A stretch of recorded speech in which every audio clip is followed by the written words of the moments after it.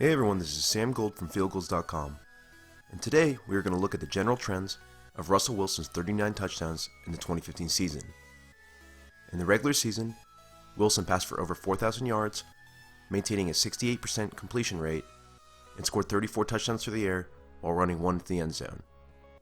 He had another 4 touchdowns in the postseason. The first play we'll look at was Russell Wilson's first touchdown of the season versus the Rams in Week 1. The Seahawks line up in shotgun trips bunch.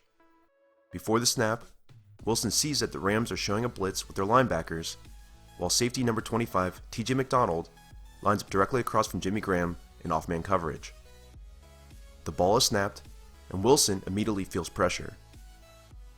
Graham runs an out route, and due to how quickly he executes his 3-step speed cut, McDonald is already out of position for the score. McDonald must have been banking on Jimmy Graham running a slant route or a fade route due to the cushioning allowed in this play. From the end zone view, we can see what caused the pressure. Alec Ogletree blitzed the B gap between the left tackle and the left guard. He swings past Marshawn Lynch in the backfield to lay a blow on Wilson. Wilson sees that Ogletree is coming, and he stays calm under pressure in the pocket knowing that he is going to get mauled.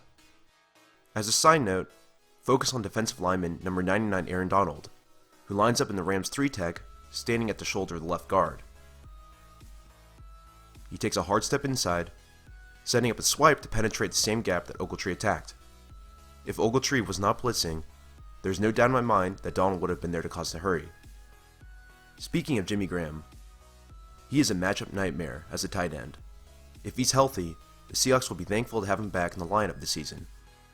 Versus the Bears in Week 3, Russell Wilson is in shotgun in a tight formation. The Seahawks run shallow crosses by the first down marker, which are Wilson's first and second reads. Both are covered well, so Wilson moves on to Graham, breaking free. From the left side of the formation, Graham takes an outsider release to create a natural pick for the running back. This release also has the effect of widening number 45 Brock Vereen in man-to-man coverage. Brock Vereen attempts to slow down the big tight end, but Jimmy Graham swipes his arm away and breaks toward the middle of the field getting open. Wilson places the pass into Graham's stomach. The pass was slightly behind, forcing him to slow down, so Graham uses his strength to stay upright and then his speed to escape into the end zone for the 30-yard score. Moving on to Week 6 versus the Panthers, it's a flea flicker involving Marshawn Lynch in the third quarter. The offensive line run blocks right on the fake toss before some loop back to protect Wilson for the pass. Ricardo Lockett runs a post route, aiming for the left side of the end zone.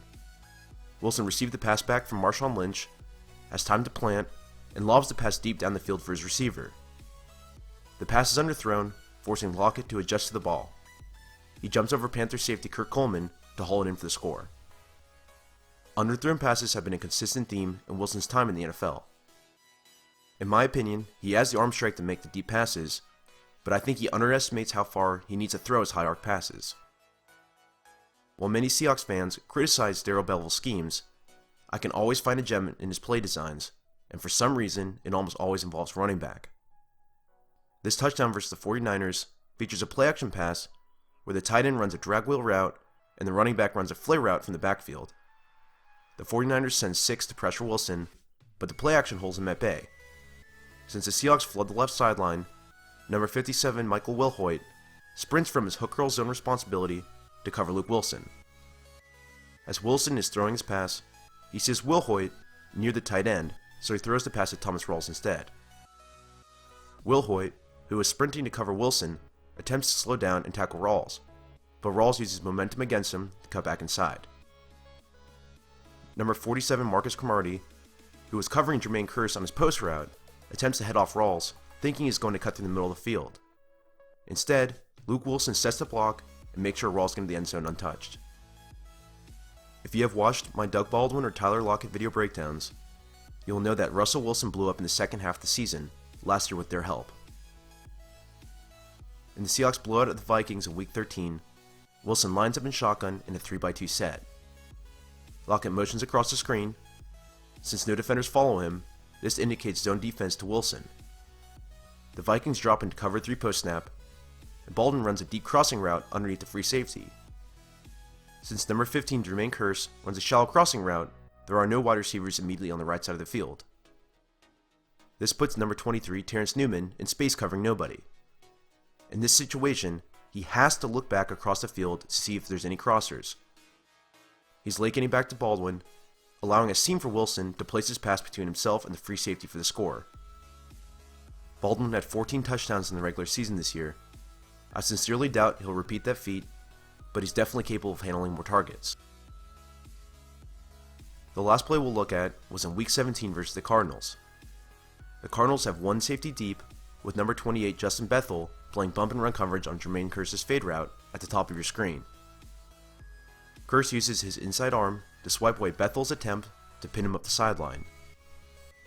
Wilson takes a shot deep, placing the pass perfectly just beyond Bethel's coverage. Number 26 Rashad Johnson levels Kearse to the ground, hoping to dislodge the pass, but Kearse holds on to it. The season was an interesting change for Wilson. With the running game lacking due to injuries, and Jimmy Graham, his safety valve for the first half of the season, injured, Wilson had to rely on Doug Baldwin and rookie Tyler Lockett more and more. I think this season will open up the playbook more for this offense going forward. Like I've said previously, with Thomas Rawls returning to the field, I don't ever see the Seahawks switching to a pass-first offense, but they will certainly be dynamic and will be able to rely on Wilson when the run game starts stalling. Well, that's it for me. Subscribe to my channel for my next video breakdown. You can find me on Twitter at SamuelRGold, and if you want to support my work with a donation, follow the link to my Patreon account on the screen.